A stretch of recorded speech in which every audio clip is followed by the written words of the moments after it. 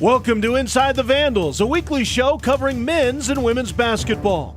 Inside the Vandals is brought to you by the School of Journalism and Mass Media and by the Coeur d'Alene Casino, Hotel, Spa, and Resort. Welcome to Inside the Vandals, brought to you by the Coeur d'Alene Casino, Hotel, and Resort. I'm Braden Kane. And I'm Zach Kellogg.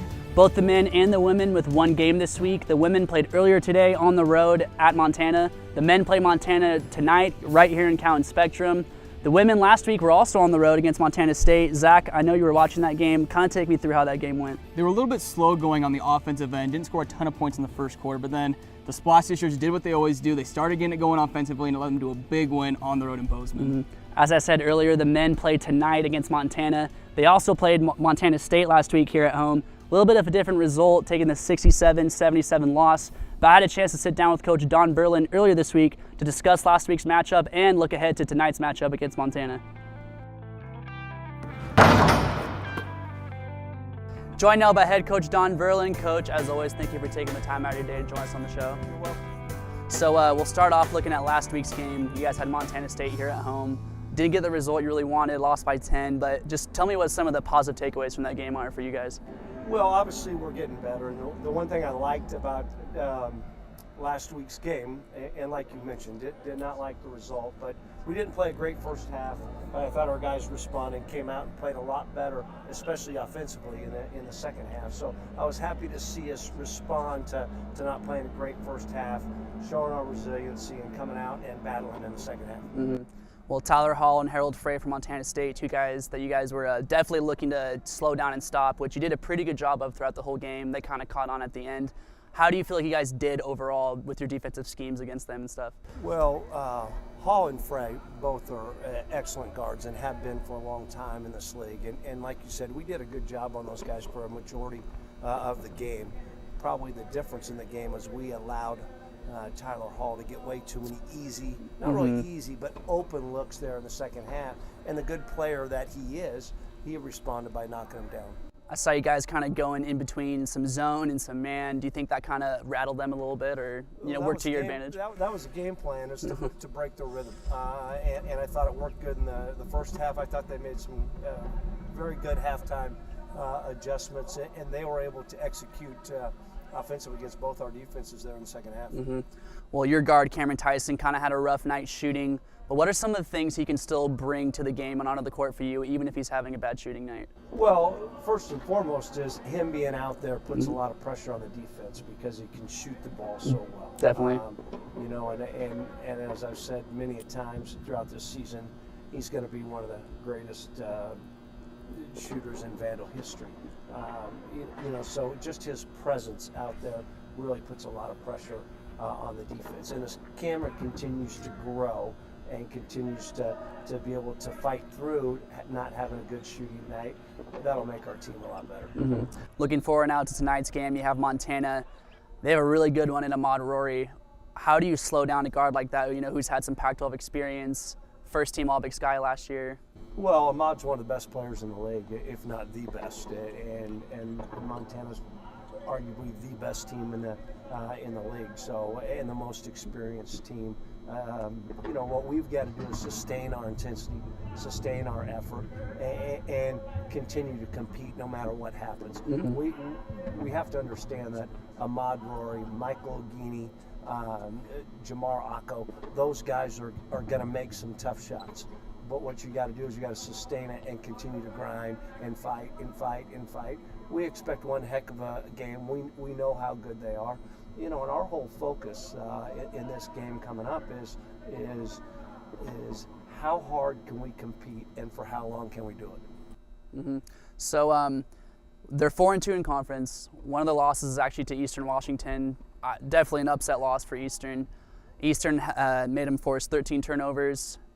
Eastern shot 27 shots from the free throw line. What are some of the keys you think Eastern did to get a win against a really good team like Montana? Eastern was able to get themselves to the free throw line, like you just mentioned.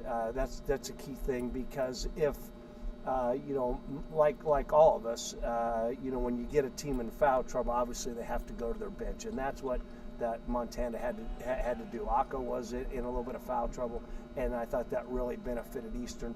That's obviously a big key. Easier said than done, but that was a big key for Eastern winning. Mm-hmm. Last year's game here in Cowan against Montana, really exciting game, a buzzer beater win for you guys.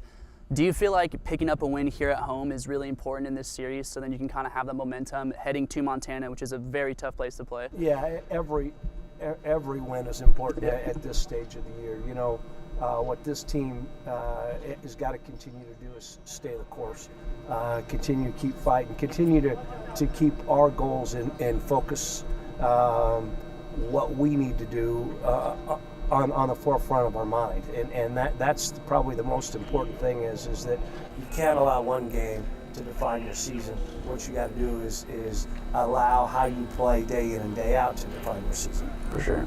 Well, Coach, it's all the time I have for you this week. Thank you for joining us on the show once again, and good luck tonight against Montana. Thank you. As I mentioned earlier, we brought up Cameron Tyson. Up next, we'll take an in-depth look at the freshman guard. Failure has embittered and gotten under the skin of the 9th place Vandals. I mean, obviously, like, we're frustrated.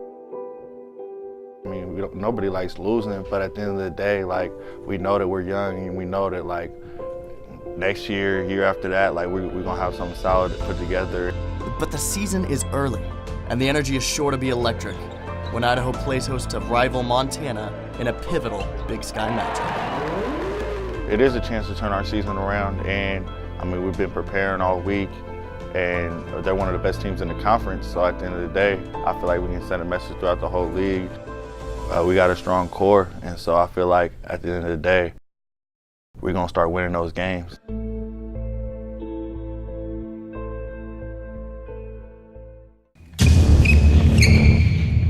New names, new faces.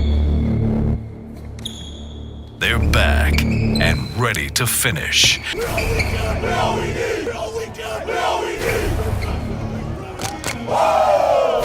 Get your season tickets today at govandals.com.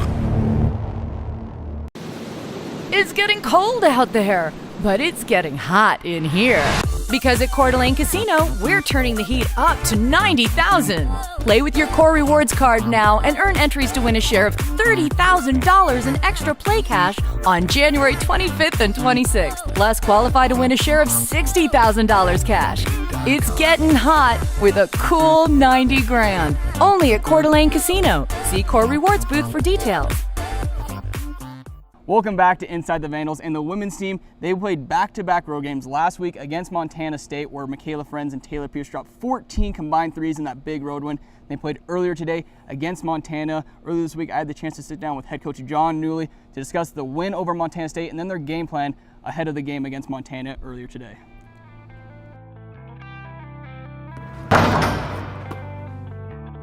And now joined by women's head coach John Newlee. Coach Newlee getting a big win on the road against Montana State, and Taylor Pierce and Michaela Friends kind of doing what they've always done offensively. Can you kind of talk about their progression from when they first came to the program to now where they are as seniors?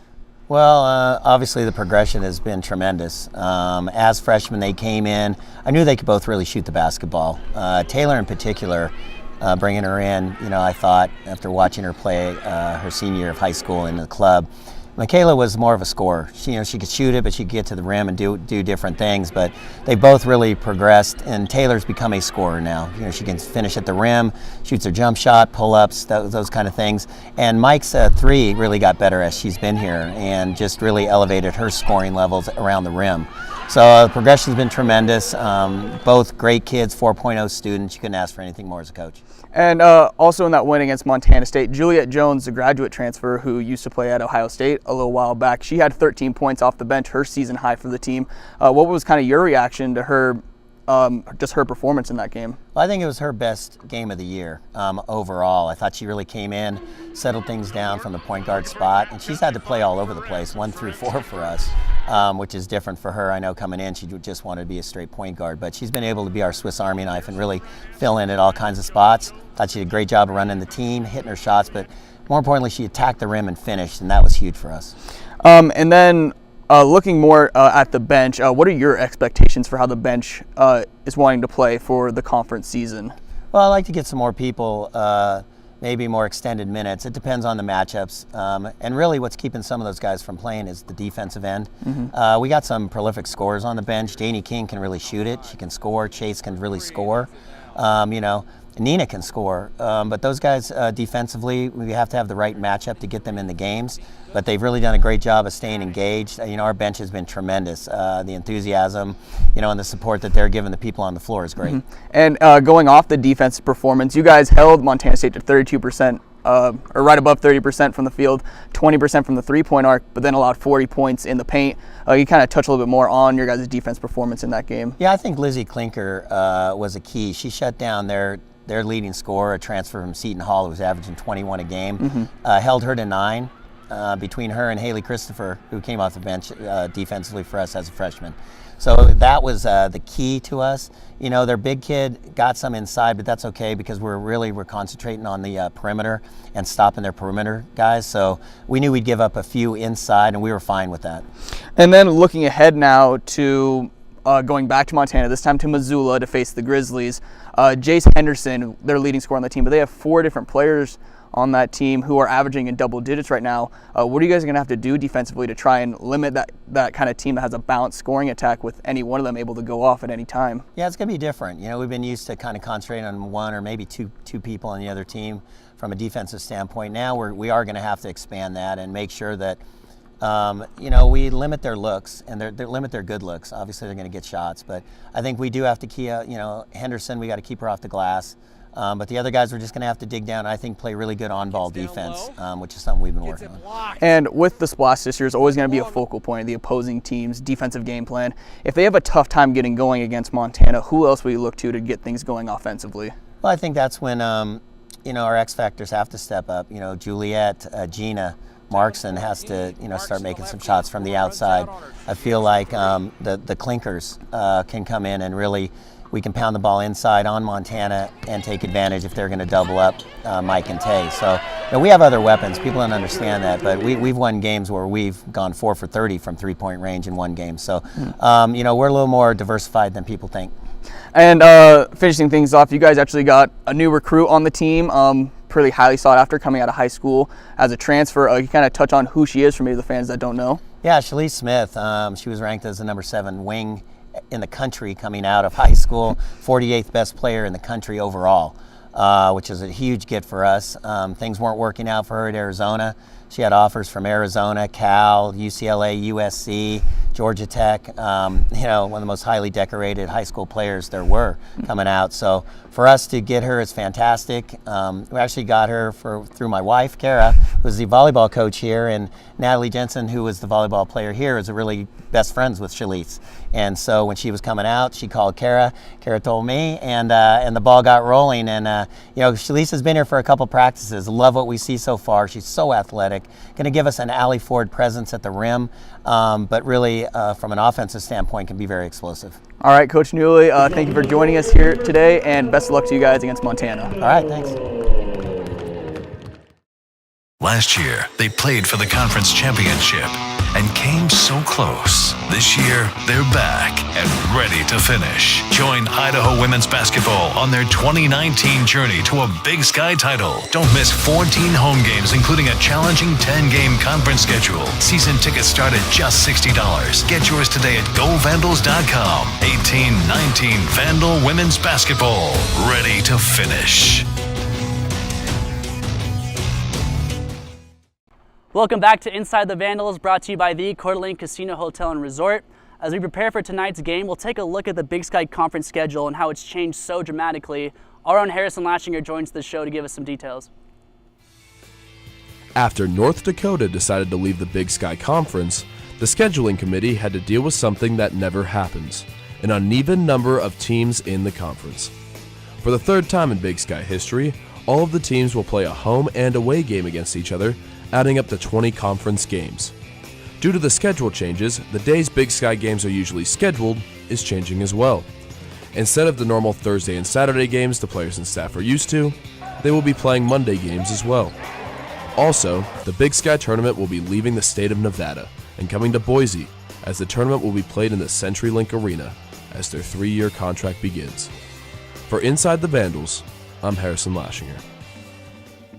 That's all the time we have for you this week. Coming up next, men's basketball right here in Cowan Spectrum against the Montana Grizzlies. Chris King with the call. For Inside the Vandals, I'm Zach Kellogg. And I'm Braden Kane. We'll see you all next time.